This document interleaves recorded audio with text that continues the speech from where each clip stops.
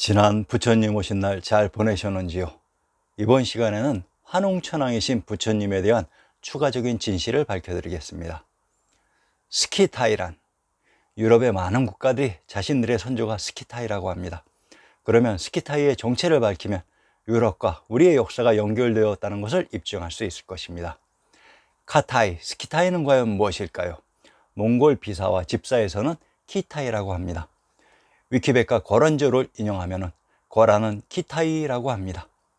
키타이, 카타이 하면 아련히 떠오르는 스키타이라는 신화적인 고대사의 주인공이 생각날 것입니다.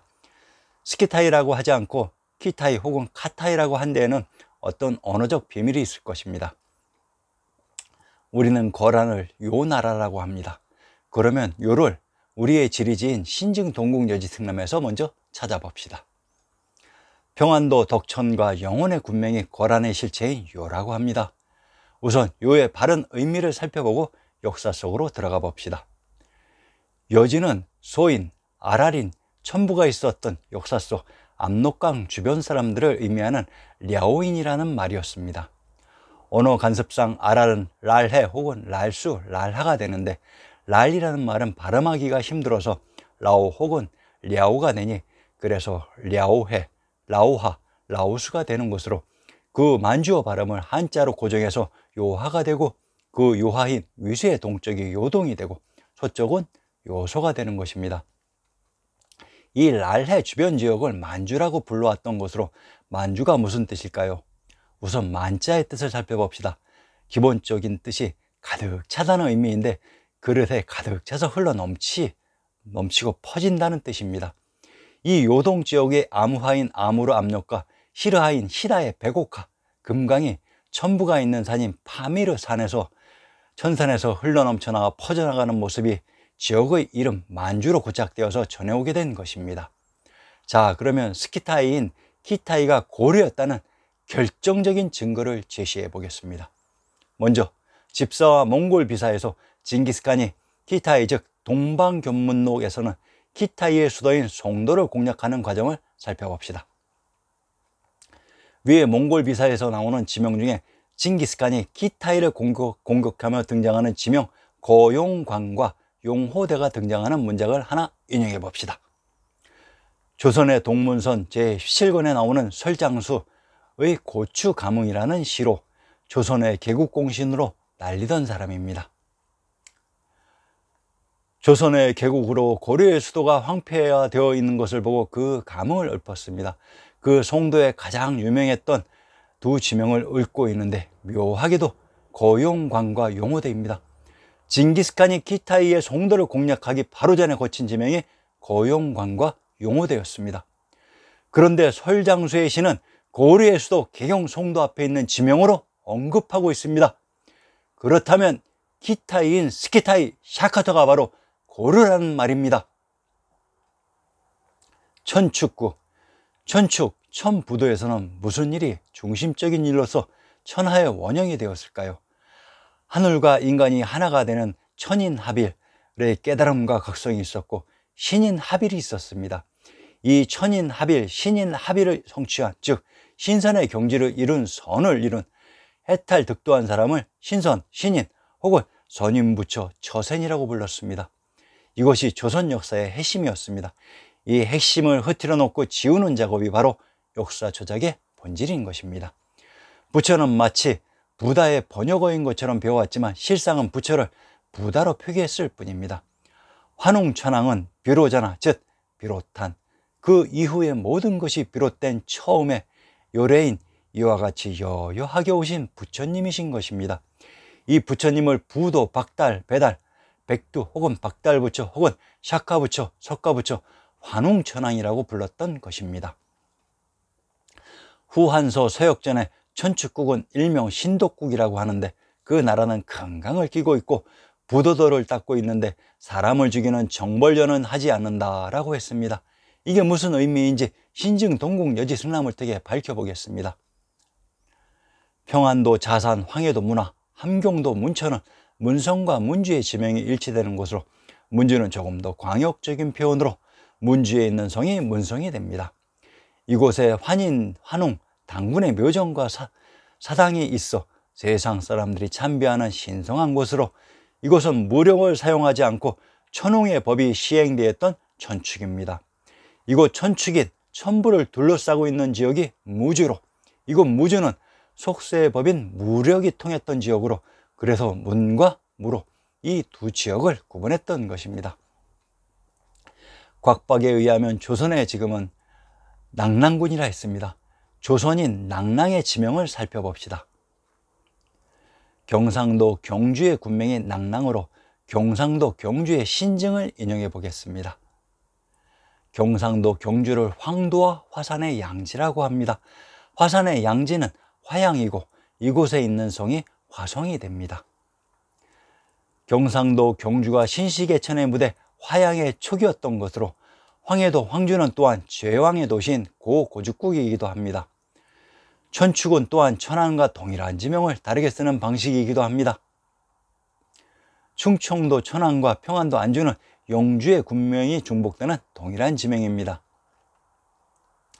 평안도 안주의 성안에 천왕님이 계셨던 천왕사가 있었던 것으로 이곳 천왕사가 바로 신시계천 이후 천왕님들이 대를 이어 계셨던 곳이기도 합니다. 망경루란 경도인 서울을 바라보는 누각으로 천왕님이 계셨던 가까운 곳에 경도인 서울이 위치되어 있었던 것입니다.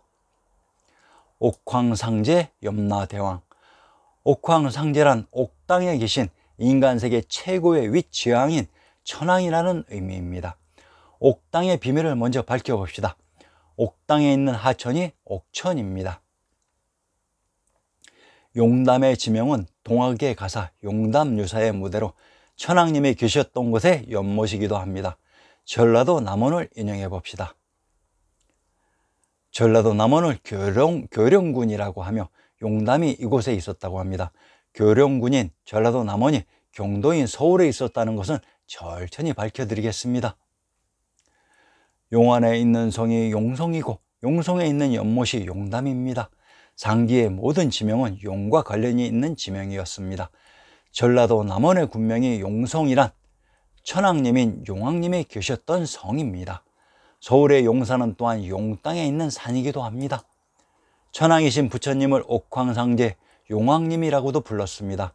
그러면 염라대왕의 정체도 밝혀봅시다. 염땅에 계셨던 비왕, 즉 천왕님의 인가를 받은 대리인이 우리 역사 속에 염라대왕이십니다. 경상도 창녕의 군명 화왕이 염라인 불의 나라의 왕이어 있었던 곳입니다. 성씨는 창녕 단본으로 성도에서 성씨가 개출되는 것은 성씨족부의 기본 원칙으로 창녕은 또한 성도인 초의 지명이기도 합니다.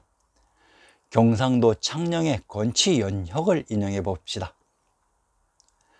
천왕제, 천왕현이란 천왕님들이 계셨던 곳으로 이곳 천왕님의 근처에 계셨던 비왕들이 염라대왕으로 바로 역사 속의 삼왕삼제이십니다. 삼왕은 수인씨, 태호복희, 염제신농씨이고 삼제는 소호, 금천, 전옥고양, 제곡고신입니다. 서역 파촉이란 중국 역사 25서와 중국 고금 지명 대사전에는 파촉을 현 중국의 사천성 송도로 조작해 놓았습니다. 그런데 미당 서정주의 귀족도에서는 그것이 사실이 아니라고 웅변적으로 설파해 놓았습니다. 진달래 꽃 피우는 서역산만리, 다시 오진 못하는 파촉산만리. 서정주는 서역을 파촉이라고 했습니다. 이곳의 지명을 밝혀내면 조작된 역사가 진실을 드러낼 것입니다. 그러면 파촉의 지명을 살펴봅시다. 역사 속의 금강은 역사 조작으로 인하여 현 파키스탄에서 인도에 흐르는 강인 힌도강이라고 하여 인더스라고 이름 붙여 놓았습니다. 바로 역사 속 파촉에서 한양으로 흘러갔던 한수, 한강입니다. 금수 또는 금강으로도 불리었습니다. 그렇다면 옥루는 우루 혹은 유루로도 발음이 난다는 것을 알 수 있습니다. 금도 옥루, 파촉 옥루를 발음하면 금도 우루, 파슈우루가 됩니다. 바로 건다라, 간다라, 파슈우루가 아닙니까? 간다라, 파슈우루의 한자음이 현재 이렇게 남아있는 것입니다. 이제 우리는 이 모든 혼란을 뚫고 금도, 촉을 안심하고 곤타라, 신도, 파랄사라고 읽어도 되겠습니다. 여기 파샤오르가 200이 읊고 있는 파촉, 촉도, 신도, 금도, 옥루가 맞다는 것이 이렇게 증명이 되었습니다. 이 한 포인트가 고정되고 확정이 되면 나머지는 줄줄이 따라서 찾아질 것입니다. 여기서 재미있는 발해의 여러 표기법을 한번 살펴봅시다. 포로사, 푸르사, 파랄사, 파세, 바샤, 파샤, 발해, 파사, 페샤가 어떤 말에서 연유했을까요? 보살에서 연유한 말입니다. 보살은 박달의 사리를 의미하는 말로서 박살이 보살로 자리 잡았습니다. 그러니까 박이 포로, 푸르, 파랄, 발, 파 바로 발음하고 알아듣고 사용했다는 것입니다. 발해, 우리를 가슴 설레게 하는 말 발해는 보살, 실제적으로는 보살부 혹은 보살부가 자리 잡은 뻘, 포로사, 포라이라는 말이었습니다. 역사 속의 파촉은 함자로 음차한 것이고 이것을 파샤오르, 페샤와르, 간다라라고 불렀던 것으로 이곳이 신시계천의 무대 천부가 있었던 천하의 중심으로 이곳의 수도를 정한 발해는 부르사 푸라의 보살부 뻘의 이름이었던 것입니다. 그래서 신증, 동국, 여지, 승남, 경도인, 서울의 형성에 발해가 등장했던 것입니다. 불교 조작, 역사 조작은 가장 기본적으로 불교의 조작입니다. 어찌 보면 우리가 역사의 실상을 찾는 것은 불교의 실상을 찾는 과정이기도 합니다. 불교를 어떻게 조작했는지, 그러면 그 실상은 어떠한 것이었는지 대강 더듬어 살펴봅시다. 먼저 다음 사전에 나와 있는 불교제를 인용합니다. 먼저 눈에 띄는 것은 국어사전의 기원전 5세기, 위키백과의 기원전 6세기, 브리테니카의 기원전 6세기에서 기원전 4세기의 부처님 시대의 조작의 혼란상입니다. 왜 이리 한사코 부처님 시대를 400년, 500년, 700년, 900년이나 후대로 끌어당겨 내렸을까요? 이 모든 불교에 관한 이야기들은 천주 연회도의 그림과 똑같이 인류의 의식과 정신을 황칠한 것에 불과합니다. 부처님의 역사와 불교의 역사 이야기가 바로 코리아 코드의 본 실상입니다. 이 조작된 불교의 이야기는 잊어버리시고 1만 년 문화를 굳건하게 세운 부처님의 금성천부와 내 보살님의 보살부를 찾게 된 내 보살부의 발견의 스토리를 한번 들어보십시오. 다음 회에서는 역사 속 경도인 서울에 있었던 천하의 중심 금성천부에서 박달림, 보살님들이 사해로 이동해서 건국한 내 보살부인 그루지아의 서해 미륵 보살부, 카자흐스탄의 북해 대세지 보살부, 파키스탄의 남해 관음 보살부, 운남 티벳의 동해 지장 보살부에 대해 설명할 것입니다. 천지가 진동하는 깨우침의 소리와 함께 많은 감동이 있을 것입니다. 많은 관심과 구독 부탁드립니다. 감사합니다.